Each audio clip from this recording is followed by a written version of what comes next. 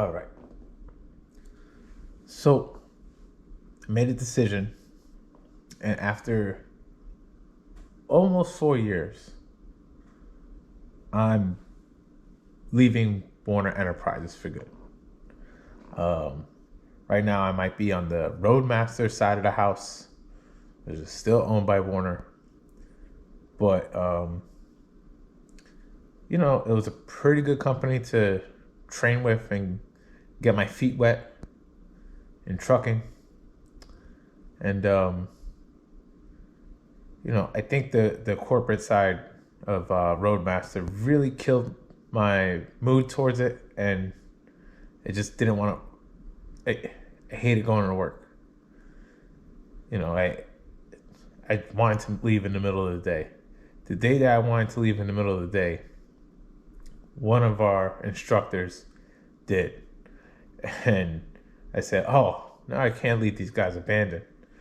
But, um, I told them yesterday, "Hey, I'm leaving, going to a new company," and I got harassed saying, "Oh, well, what company are you going to? And when's your start date?" I said, "I'm not telling you guys that." All right. I told one guy there, then word got around. Great. But I didn't tell him when I was going. So at the end of the day, my manager comes up to me and says, "Hey, so I'm going to have to get a letter of resignation and your start date and your new company." I have a start date. I'm not telling her. And I said, "Listen, I don't have a start date. Therefore, I cannot give you a letter of resignation." And I just walked out. This was Friday at the end of the day. So, she's like, "Fine. I don't care what HR says over there anymore. I am not giving them that information so somebody could go and tell the new company I'm going to, what I'm gonna do. Or trying. I don't know how dirty it gets. I'm watching my back on that one. I can't be having somebody just slinging mud about me. I never been in this situation where a corporate just asks you, "Hey, where are you going and what date do you start?" So, company I chose, I was looking around, and I'm going to Prime Inc. Um, you know, Shout out to Eric from Driver Lineup. I was trying to remember his name. Um, putting out some good information. And then I used his driver code for that. And all the other people that I just seen, on YouTube, uh, and they were talking about how the company is. And, being at Warner, it was just so corporate. I would enter a Warner yard and people don't talk to each other.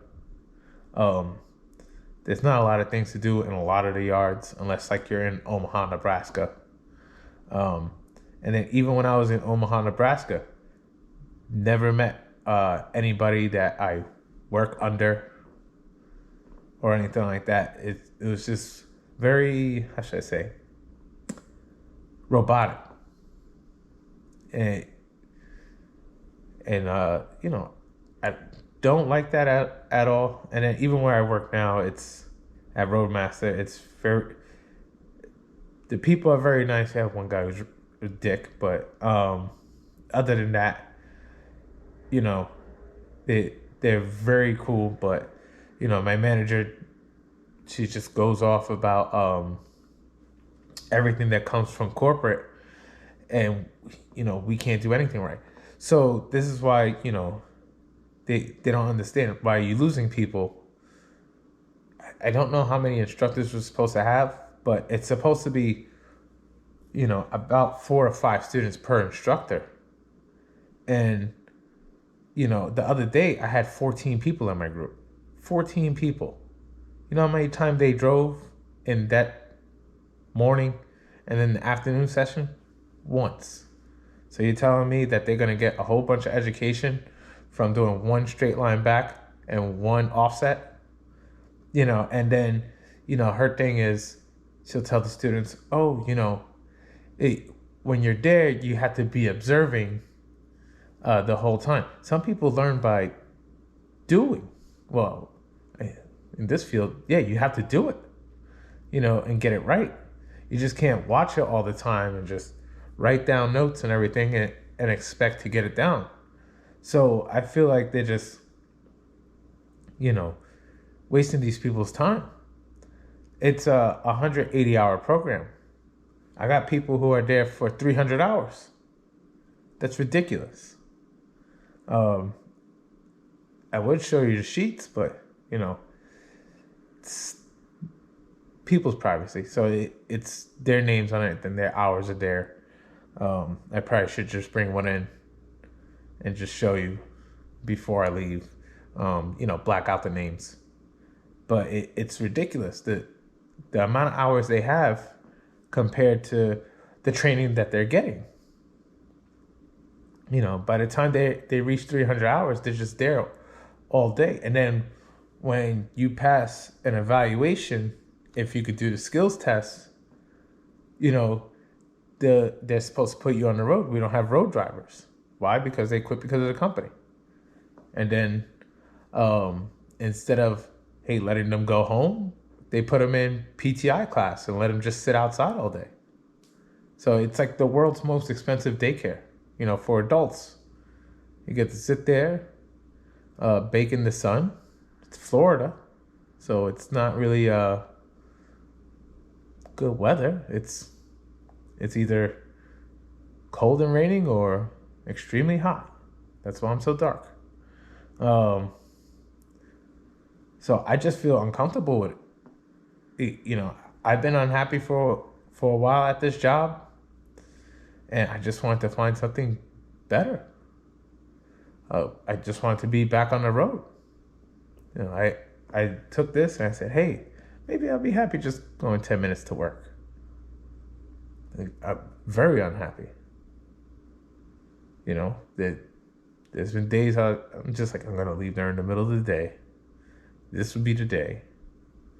But them acting like this towards the end, I got approached in the break room by one of the guys at my job, and he's like, oh, don't you think you have a moral obligation to finish out your job? I'm like, I put it in 2 weeks, man. And I was like, I just need a start date. And he's like, oh, I thought you were just going to leave. And I was just like, what if I did leave? You're not going to do anything about it.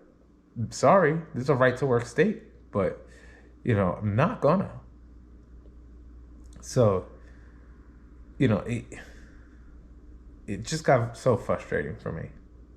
And I talked to a couple of my family members about it. And then, I heard for years, since I've been on the road, Prime Aiken's a scam. You lease a truck out of there and you're just paying for the truck. You're not doing anything else. You're not making money. Oh, okay. I guess I'll go, try to scam out. I have zero debt. So I'll try to scam out and see how the scam works. Maybe I'll make some more videos about the giant trucking scam that's going on at Prime Inc. I could be like an investigative reporter, even though they have I want to say 10,000 trucks, 10,000 strong in their fleet.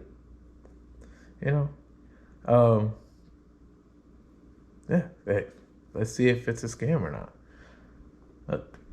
And me, I wanted to learn more about the trucking industry, by doing it myself. I just can't go on YouTube and find everything out about, being an owner operator. You have to live that to see if you like it. You just can't just look at somebody else and say, oh, that, that works for me. Now I know how to do everything. It doesn't work like that. Well, not in my case. So I'm going to go try it, Hey, and, I just find it a blessing that they accept my application. I'm grateful for it. I'm just one company driver hopping to another company and being a lease operator. And either I learned there a mistake or I gather a blessing. Hope I gather a blessing. Well, it's just, I'm going to put my best foot forward and make it happen. What do I have to lose? But hey, thank you for your time.